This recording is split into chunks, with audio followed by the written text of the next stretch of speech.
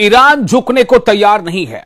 Iran के रहबर आला ने साफ पैगाम दे दिया है। अपने पैगाम में उन्होंने क्या दी है धमकी, साथ ही ये बताएंगे कि जॉर्डन में अमेरिकी फौजियों के मारे जाने के बाद ईरानी हमले में मारे गए अमेरिकी फौजी, उसके बाद किस तरह से अमेरिका में बौखलाहट है और क्या है इस वक्त ताजा सूरत हाल।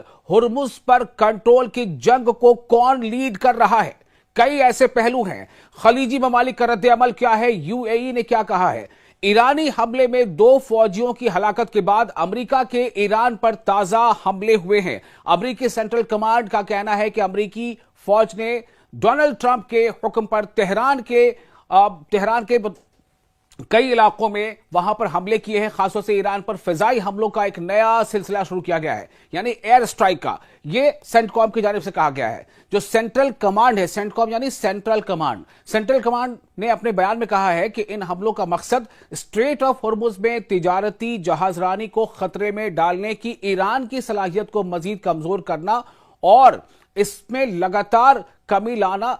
अमेरिका का यह हमला जो इसका यह मकसद है, ईरान इस मकसद को बखूबी समझता है और ईरान को यह भी पता है कि दरअसल अमेरिका की जो कमजोर नस है वो क्या है, और इसीलिए ईरान ने स्ट्रेट ऑफ हुर्मुज पर कंट्रोल की अपनी जो सलाहियत है उसको और ज्यादा बढ़ा दिया है।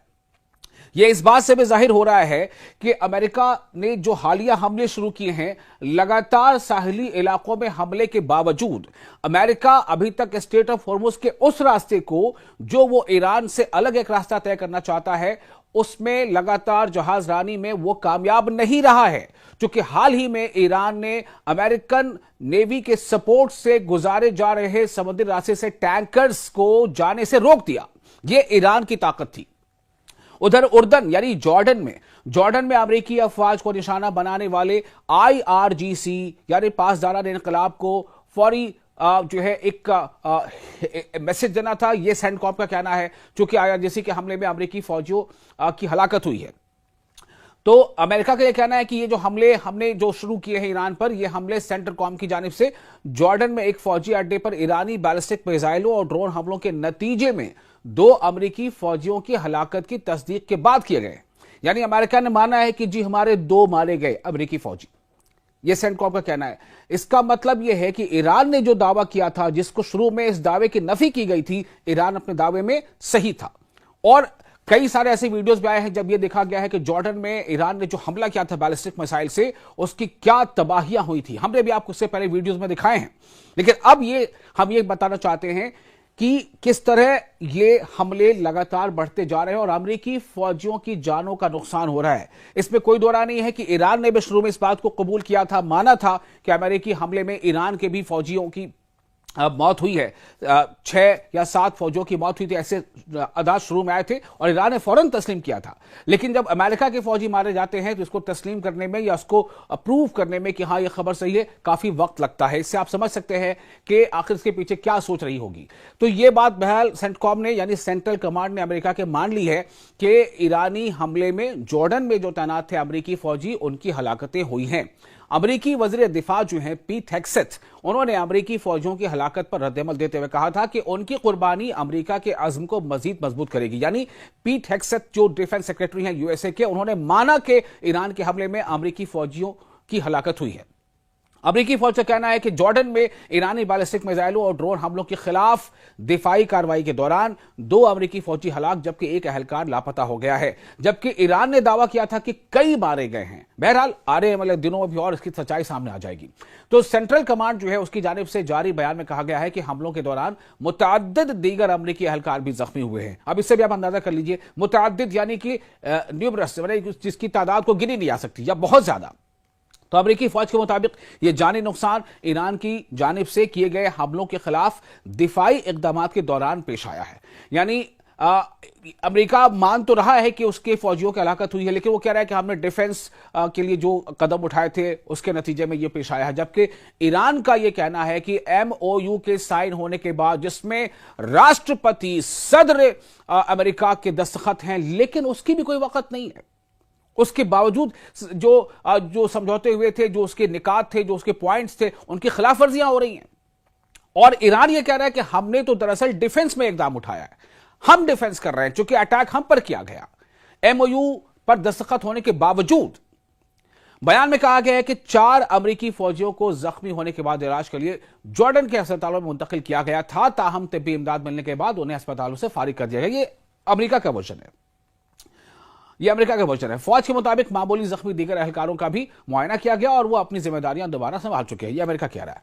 सेंट्रल कमांड ने कहा है कि हलाक होने वाले फौजियों के अहल खाना के एहतराम में मजीद तफसीलात और उनकी शनाख्त, वो तमाम चीजें जारी अभी नहीं की जाएंगी। ये मामलात करीबी अजीजों को बाज़ाब्ता इत्तला देने के कम से कम 24 घंटे बाद ही मंजर-ए-आम पर लाई जाएंगी। ये अपनी स्ट्रैटेजी हो सकती है। अब सवाल यह है कि ईरान के हमले में जो अमेरिका का नुकसान हो रहा है, अमेरिका अब फिर आगे क्या करेगा? अभी खबरें बहुत सारी हैं, अभी आपको लगातार चीजें बता रहे हैं कि कहां क्या क्या नुकसान पहुंचाया है अमेरिका को ईरान ने। बेशक ईरान का भी नुकसान हुआ है।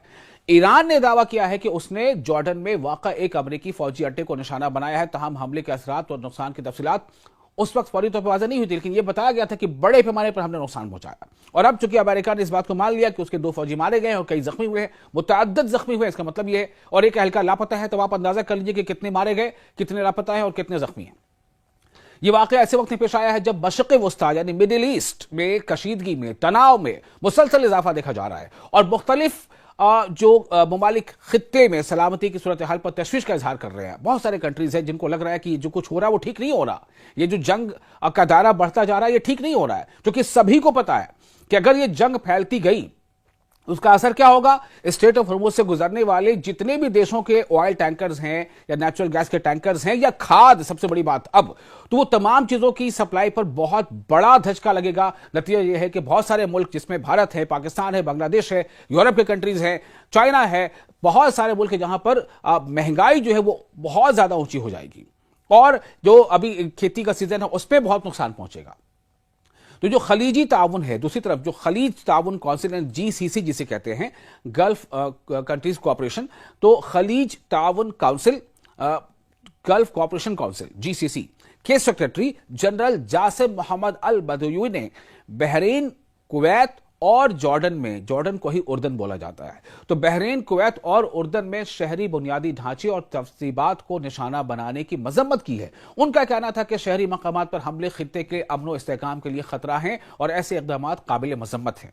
कोई जरा पूछे GCC से कि जब ईरान बार बार यह कह रहा है कि अगर ईरान पर, यानी कि ईरान के अंदर कोई देश अगर हमला करता है तो उस हमले में कोई भी ऐसा देश जो उस हमले में उसका साथ देता है या उस किसी देश के अंदर से अमेरिका हमला करता है तो हम उस देश को भी अपना दुश्मन मानेंगे।